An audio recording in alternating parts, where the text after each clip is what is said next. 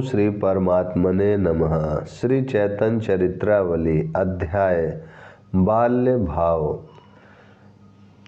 संपूर्ण शरीर धूलि से धूसरित हो रहा हो, छोटी छोटी अलकावली मस्तक के चारों ओर फहरा रही हो, जिसे किसी भी काम के करने में लज्जा न लगती हो और शरीर पर एक भी वस्त्र न हो, ऐसे महादेव की भांति दिगंबर बालक को आंगन में खेलते हुए भाग्यवान ही गृहस्थ देख सकते हैं।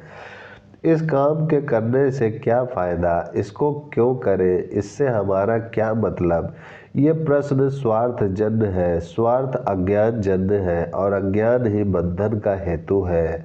भगवान ने इस सृष्टि को क्यों उत्पन्न किया, यह सभी अज्ञानी जीवों की शंका है, जो बिना मतलब के कुछ करना ही नहीं जानते। इसीलिए भगवान व्यासदेव जी ने इसका यह सीधा साधा उत्तर दिया है कि उसका कुछ भी मतलब नहीं, बाल लीलावत है। बच्चों को देखा है, खाली गाड़ी देखकर उस पर बहुत दूर तक चढ़कर चले जाते हैं और फिर उधर से पैदल ही लौट आते हैं।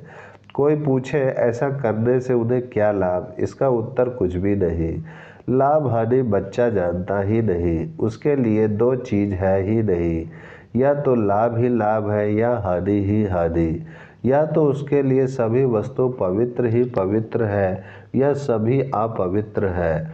वह ज्यों ज्यों हम लोगों के संसर्ग में रहकर ज्ञान या अज्ञान सीखता जाता है, त्यों ही त्यों मतलब और फायदा सोचने लगता है। उस समय उसकी वह द्वंद्वातीत पने की अवस्था धीरे धीरे लोप हो जाती है, फिर वह मजा जाता रहता है। बाल भाव भी कितना मनोहर है। जब साधारण बालकों के ही विनोद में परम आनंद और उल्लास भर रहा रहता है, तब दिव्य बालकों की लीलाओं का तो कहना ही क्या। उस समय तो लोग उन्हें नहीं जानते।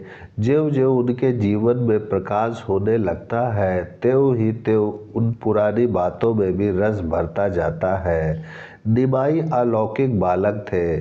उनकी लीलाएं भी बड़ी मधुर और साधारण बालकों की भांति होने पर भी परम अलौकिक थी।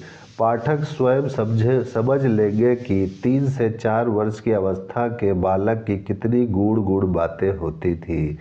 एक दिन माता ने देखा, निमाई एकदम नंगा है, इधर उधर से चीरें उठाकर लपेट ली है, संपूर्ण शरीर में धूली लपेटे हुए है, एक घूरे पर अशुद्ध हाड़ियों पर आप बैठे हैं। हाड़ियों में से कारिख लेकर मुंह और माथे पर काली काली लंबी लंबी रेखाएं खींच ली है। शरीर में जगह जगह काली बिंदी लगा ली है। एक फूटी हाड़ी को खपड़े से बजा बजा कर आप कुछ गा रहे हैं। स्वर्ण जैसे शरीर पर भस्म के ऊपर काली काली बिंदी बहुत ही भली मालूम होती थी। जो भी उधर से निकलता वही उस अद्भुत स्वांग को देखने के लिए खड़ा हो जाता। निमाई अपने राग में मस्त थे। उन्हें दीन दुनिया का कुछ भी पता नहीं। किसी ने जाकर यह समाचार सची माता को सुनाया। माता दौड़ी दौड़ी आई और 2-4 मीठी मीठी प्रेम युक्त कड़ी बातें कहकर डांटने लगी। निमाई, तू अब बहुत बदमाशी करने लगा है। भला ब्राह्मण के बेटे को ऐसे अपवित्र स्थान में बैठना चाहिए? आपने कहा, अम्मा, स्थान का क्या पवित्र और क्या पवित्र, स्थान तो सभी एक से है। हाँ, जो स्थान हरि सेवा पूजा से हीन हो, वहाँ बैठना ठीक नहीं। इन हाड़ियों में तो मैंने भगवान का प्रसाद बनाया है, भला फिर ये हाड़ियाँ अपवित्र कैसे हुई? माता ने डांट कर कहा, बहुत ज्ञान मत झाड़, जल्दी से उठकर स्नान कर ले। निमाई भला कब उठने वाले थे, वे तो वहीं डटे रहे और फिर वही अपना पुराना राग अल्पाने लगे। माता ने जब देखा वह किसी भी तरह नहीं उठता, तो स्वयं जाकर इनका हाथ पकड़कर उठा लाई और घर में आकर इन्हें स्नान कराया और स्वयं स्नान किया। इसी प्रकार ये सभी बालोचित लीलाएं करते। कभी किसी कुत्ते के बच्चे को पकड़ लाते और उसे दूध भात खिलाते, दिन भर उसे बांधे रखते। माता यदि उसे भगा देती तो खूब रोते। कभी पक्षियों को पकड़ने को दौड़ते और कभी गौ के छोटे बच्चे के साथ खेलते और उससे धीरे धीरे ना जाने क्या क्या बातें करते। सबके घरों में बिना रोक टोक चले जाते। कोई कहती, निमाई तुझे हम संदेश देंगे, जरा नाच तो दे। तब आप कहते, पहले संदेश मिठाई दो तब नाचेंगे।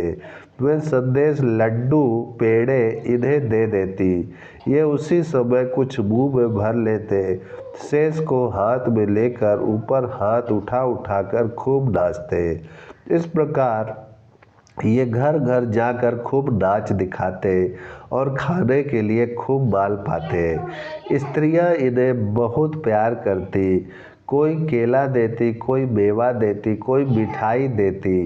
ये सब से ले लेते, स्वयं खाते और अपने साथियों को बांट लेते थे।